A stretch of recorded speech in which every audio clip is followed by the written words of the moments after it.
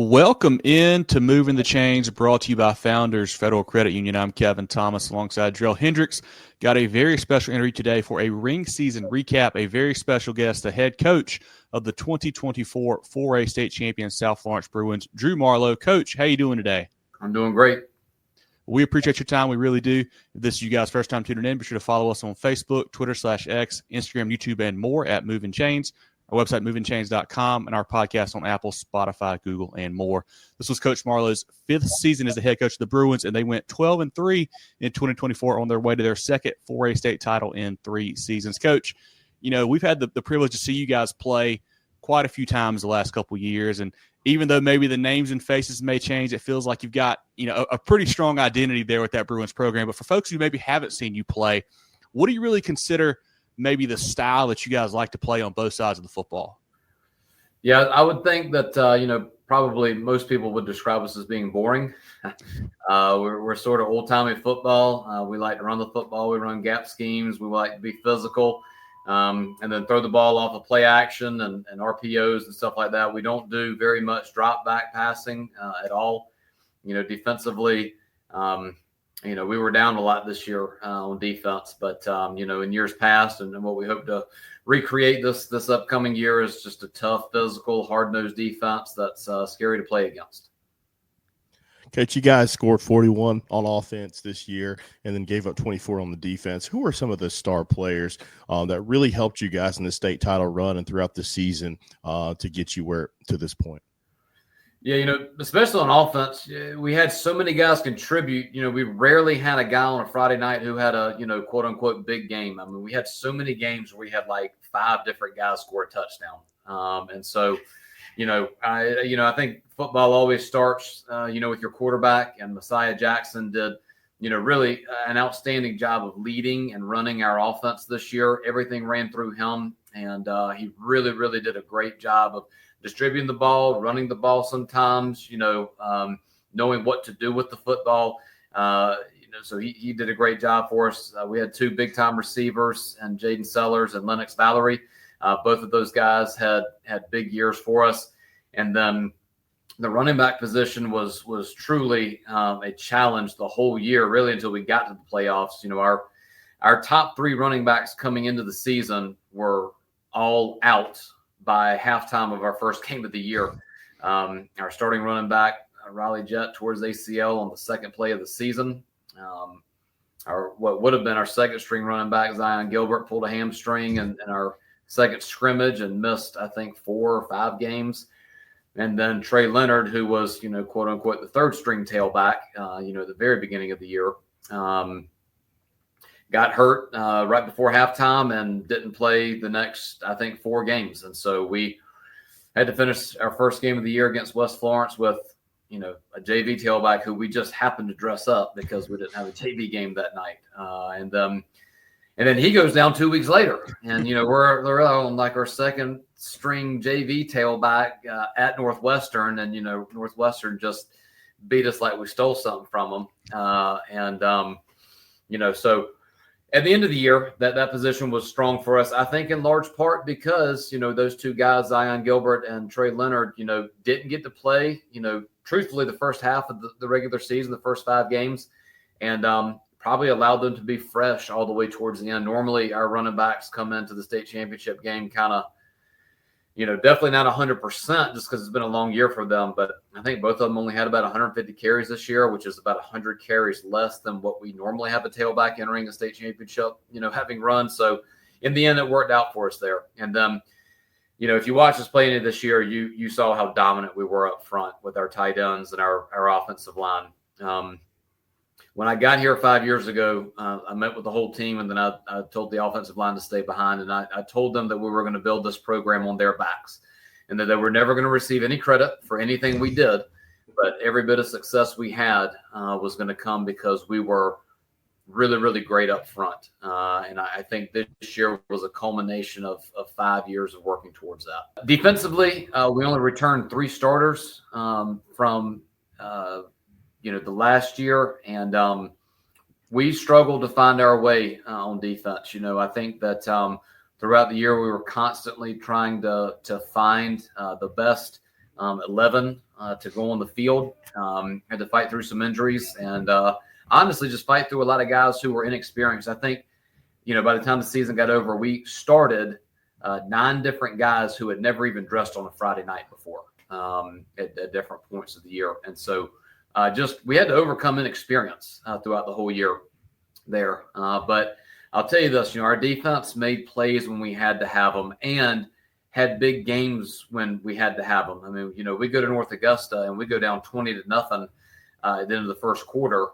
And our offense has given up 2 touchdowns. We have a fumble 6 and a pick 6, and our defense gives up 1 big play. We're down 20-0, come back, barely win the game, but it was on their backs. We wouldn't even been there without them. And then, as much as, Westside really torched us, we made the 1 play when we had to have it with that, that 2-point conversion stop and made them punt 2 other times. And so, they were good enough, but we knew coming into this year, just like last year, last year we knew our offense was not very good and that we would need our defense to play big for us. It was sort of, just the opposite this year. So hopefully next year we'll be able to be good on both sides. Coach, you guys have a great staff there that have been together for a while. It feels like. Who are some of those guys that really make your program tick and kind of keep the guys on the right path and heading towards the right direction there? Yeah, everything for us is going to always start in the weight room. I've got a great strength and conditioning coach in Sean Armstrong. He was the first hire I made when I got here. As a matter of fact, I told him I wasn't coming unless I could bring him with me. And so got him in there. He's been here for all 5 years. My defensive coordinator, Cannon Jordan, has been with me all 5 years. And, we've really, really been good on defense the last couple of years. And then my offensive coordinator and offensive line coach, Casey Ward, has really helped, to develop the identity that we want to have on offense. Coach, you mentioned last season, and we touched on it in the interview after the championship game. You went viral. There was a clip of you talking to your team, after that game, and just really you showed, a lot of character there. You wanted your team who were coming back to feel the pain of losing a championship game and to see the celebration, to kind of, prepare them for the off season. What did that, do for this team going into the off season? And do you think that your team really did carry that fuel throughout this title run? I think so. I really do. I think that, anytime you lose, a championship game, it hurts you in a way that's a little bit different than losing a regular game. But especially that one where we could go back and point to probably 10 different plays during the course of the game that if that play goes our way, we would have won. So I think that it was good motivation for us. I think that seeing another team, hold up the trophy and knowing that you were 15 seconds away from being able to do it yourself really is impactful and, was a big motivating factor for us for sure, this off season. Coach, heading into last season, you guys were, probably one of the favorites, especially in the lower state. You took some lumps early on, like you mentioned, they're playing some big schools, Northwestern and Somerville, and you maybe got a little bit written off with that loss to Hartsville late in the season, but you guys really righted the ship, played probably your best football down the stretch. What kind of clicked at that time there heading into the playoffs to get you guys to that state title win? Yeah, I felt like, this team did such a great job, honestly, of improving every week. I thought that every single week we got better. And, weeks 1 and 2 playing Somerville and Northwestern, we knew what kind of games those were going to be. And we wanted to play in those kind of games to prepare us because, we felt like maybe our region wasn't going to be as strong as it had been in the past, obviously with the exception of Hartsville.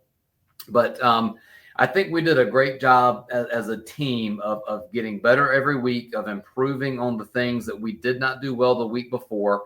We went to Hartsville, and honestly, we were down some people in that first game.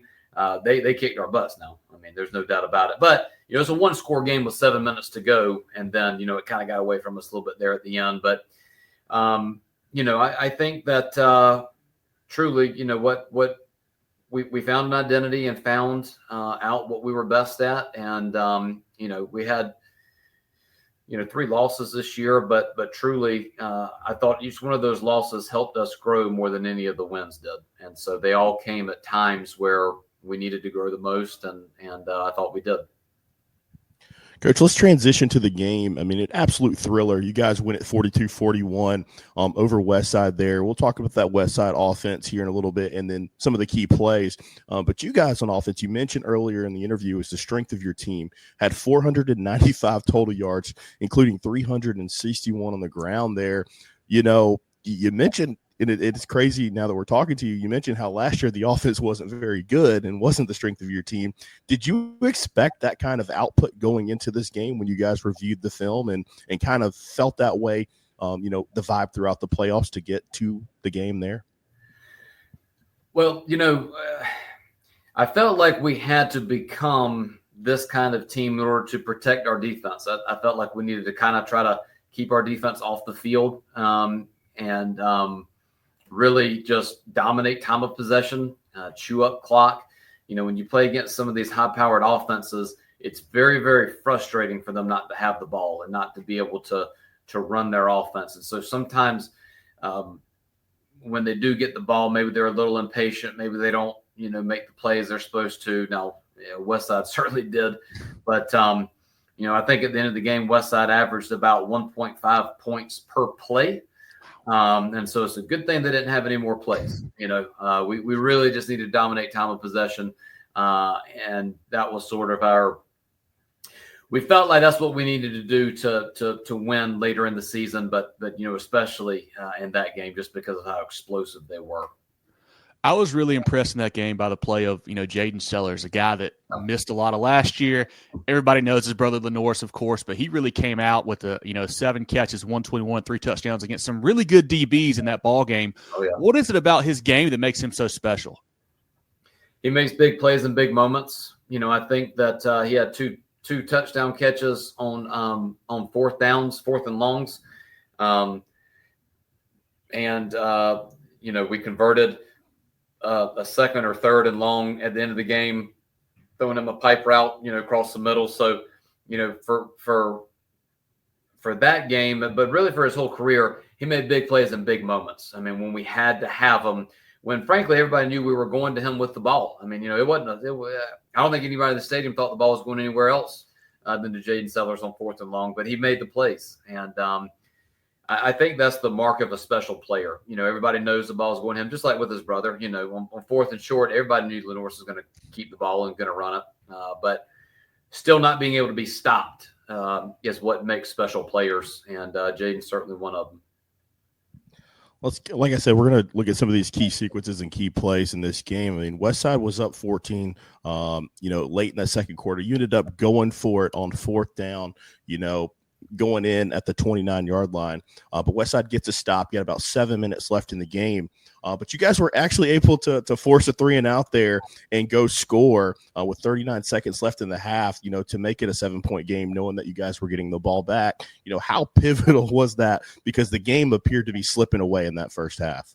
Sure did. Yeah, for sure. I thought that, we went for it just because I knew that if it got to a 3-score game, that would be insurmountable. Frankly, we really felt like going into the game, we better not let it get to a 2-score game. But the way that the game was going, I just felt like, we needed to go for it on that 4th down and had a good play called, and quarterback just missed the throw. Getting them stopped and on a 3-and-out and giving us time to drive back down the field and score, make it a 7-point game, and know we're going to get the ball coming out of the half. That was, you're right. I mean, that, so many people talk about the 4th down plays that we did make, but again, our defense on that sequence, stopping them, was, one of those things that go into winning the game. A game is never won or lost on one play. It never is. It's always about 10 plays throughout the course of the game. If they go down to score right there and they go into the half up 21, we're probably toast. But our defense getting that stop, us going down to scoring and then scoring to start the second half, that was really, really big. Coach, obviously, and everybody knows, your defense probably didn't play their best game that night, but they did make some key plays. You mentioned the 3-and-out right there. They get the big sack from Maury Adams late in the ball game. You get the 2-point stop. You get the late stop on their last drive there to, seal the win. What did you guys continue to tell them throughout the game to keep them locked in and help them make those key plays when it mattered at the end?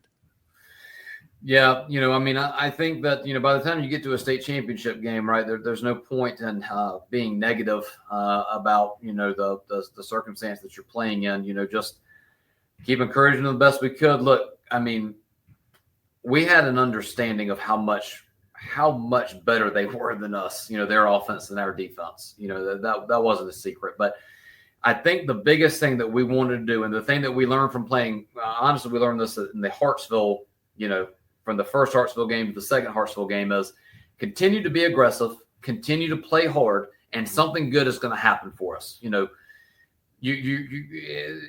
I'm kind of going back and answering your question, but I think our kids found a belief in what we were doing from the first Hartsville game. We weren't super aggressive. We kind of sat back, tried to keep the ball in front of us, all that kind of stuff. Obviously, it didn't work out. In the second Hartsville game, we tried to attack them a lot more, try to create negative plays, tried to create turnovers, those sorts of things. And we talked all week about we've got to play hard. We've got to stay aggressive. We've got to try to make them make a mistake. And I think that the name of the game really for our defense was, look, they're going, and I told them all week, I said, they're going to get theirs. They're going to score points. They're going to complete passes. We've got to keep playing hard so that when one of those 10 plays presents itself to us, we're in position to make the play. And so really it was just a staying focused on the next play and just kind of keep going. And that was sort of our message throughout the game to those guys. Coach, one of my favorite quotes is, adversity does not build character, it reveals it. And it seems like your team this year dealt with a lot of adversity. You mentioned the 3 regular season losses. You mentioned being down 20 to North Augusta in that lower state championship game, but it seems like your team just continued to respond. As you just mentioned, was it just a belief factor, or is that just something fundamental about your program that you guys like to respond to adversity? And how proud were you of your guys to be able to do that and, hoist that trophy down there in Orangeburg? So proud of them.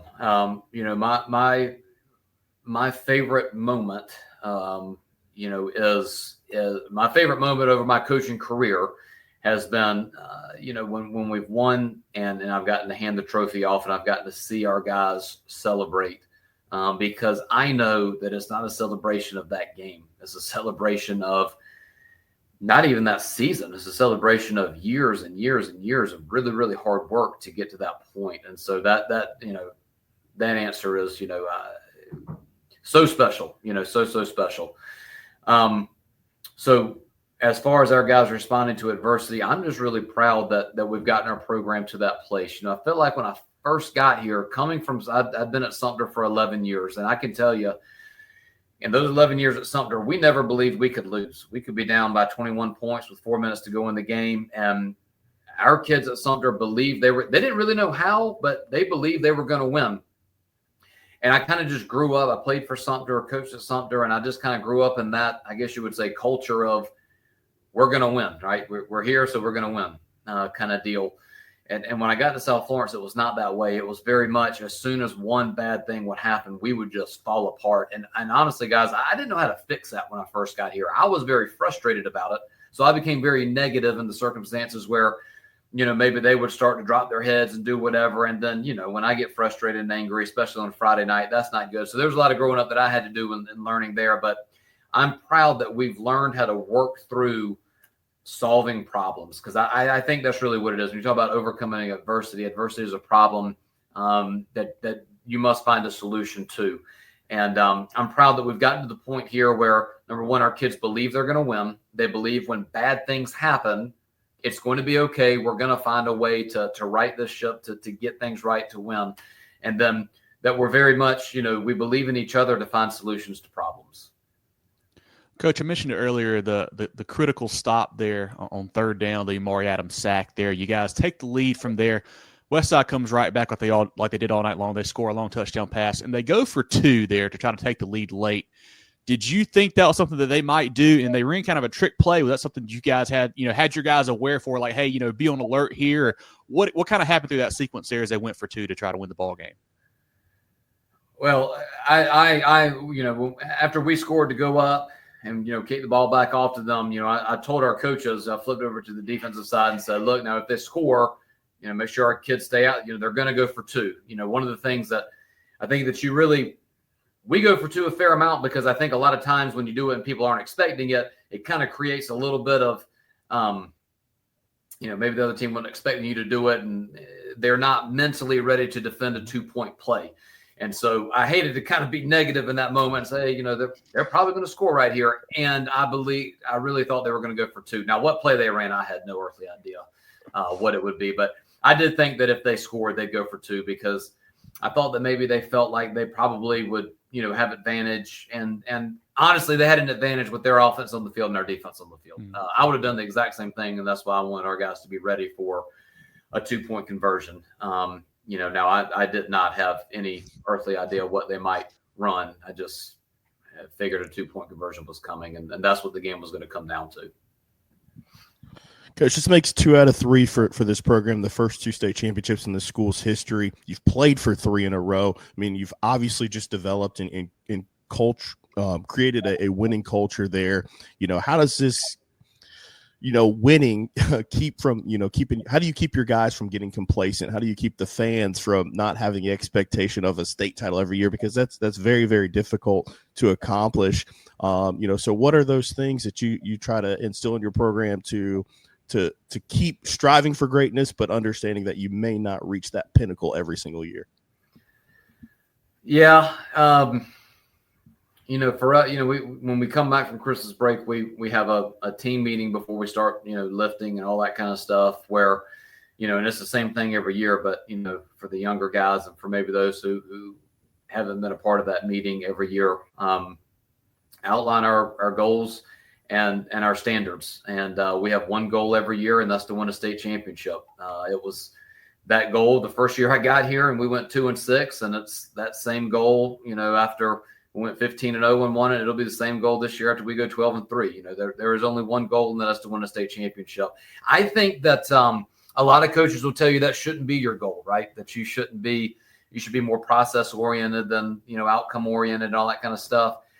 This is just me. Okay. I think that's bullcrap. I think that we want to try to protect our kids from a sense of failure. And, I'm going to be honest with you. I make it very clear to our kids, like, if we don't win a state championship, then we failed. Now, after you fail, like we did last year, you got to pick up the pieces, put them back together, and go back to work. And so no matter whether you win it or you lose it or you don't even make it to it, the process doesn't change from winning or losing, but our goal is always going to be to win it. And that's just sort of, I think anything less than that is a little bit cowardly on the part of the coach to set a goal maybe that's lower than that. I think that's me, right? There's plenty of arguments to that, but that's sort of how we do it. So every year when you have a goal to win a state championship, we understand now, because we've both won it and we've lost it, we understand what has to happen in order for you to win it. So I think guarding against complacency and the things that it takes, to win a state championship, our kids know the work and the pain and the struggle and the adversity that must be overcome. So I just think setting your goal of, we're going to win a state championship, now here are the things that we've got to do in order to get there, that helps guard against that, because there are no bones about it. When you walk in and say, look, our goal is to win a state championship, you guys already know what it takes, but now it's going to be even harder, because there's nothing harder than doing it again and again and again. You know what I'm saying? And so, we talk to our kids a lot about, you're going to get everybody's best shot. I remember 3 years ago, like when we scheduled South Point, me talking to our kids about South Point, like we're going to go play South Point, and I just tell our kids now, like, we're that guy. We're the guy who, when everybody sees us on their schedule, we're circled and we're going to get their best shot. So we have to train every single day in January, February, March, all the way till, whatever game we play. We've got to, we train to beat everybody. We don't train to beat somebody anymore. We train to beat everybody, because everybody's coming for us. And that adds a little bit more, to what we're trying to do in order to prepare to win a state championship. But Sort of a long answer, and but that's sort of how we do it here. Coach, I got to mention this from the game. I just thought about it randomly, and it's not even really a question, but how awesome was the punt from Messiah Jackson there at the end to get to down him on the 1 yard line? You guys recover the onside kick. You don't get the first down. You have to kick it, and you pin him so deep there. Your quarterback with the great punt. How crucial was that, I guess, and just how cool was that moment for you guys to really make them go 99 and try to win the ball game? Yeah. Well, first of all, I'm still upset that we couldn't get one last first down to end the dadgum game. And even worse than that, our quarterback, Messiah Jackson, who made the amazing punt, fumbled the ball. Thank goodness. Sorry, Messiah. I didn't mean to bring that up. That's all right. That's all. He knows that. I still remind him about it pretty much daily.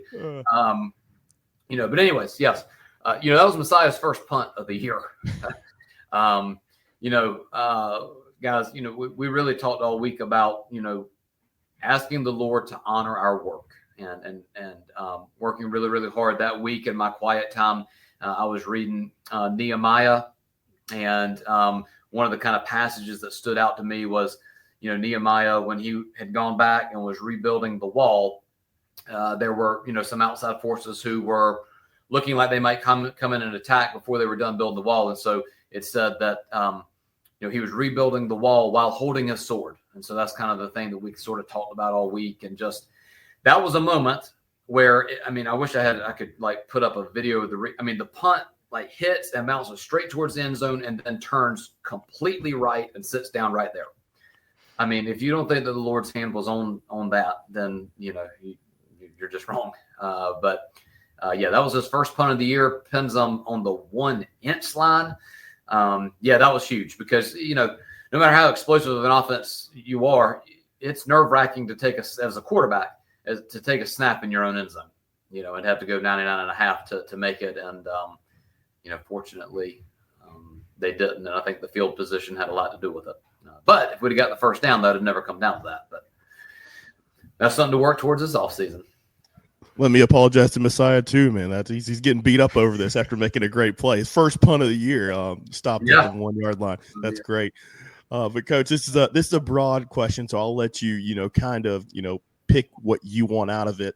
What will you remember most about this season? Whether it's individual moment, times with the guys. It's such a journey. Any football season, especially one where you win a state championship. But what will you remember most about this season and about this team? I think kind of like I said, what I'm most proud about this team is how it would have been really easy after. So we lose to Somerville by 3 touchdowns, I think. And that was a 1-score game going into the fourth quarter, a game that we really felt was a lot closer than what the final score indicated. Didn't have any tailbacks. Felt like maybe if we'd have had them, we might not have won, but could have made it a little bit closer. They pulled away from us at the end. If we played Northwestern 10 times, they'd beat us 12. Honestly, they beat our brains out. And if we'd have been at full strength, I think they were the best team in the state probably. But after that game, we hadn't been beaten like that in a long time. After that game, I just remember being in the locker room or walking towards the locker room and not really knowing what it was going to be like in there. We hadn't lost 2 in a row in 4 years. We hadn't lost that badly in a really, really, really long time. And our kids were just sort of, they weren't distraught. And I kind of brought them all together and just said, look, we're done with this. We're not losing anymore.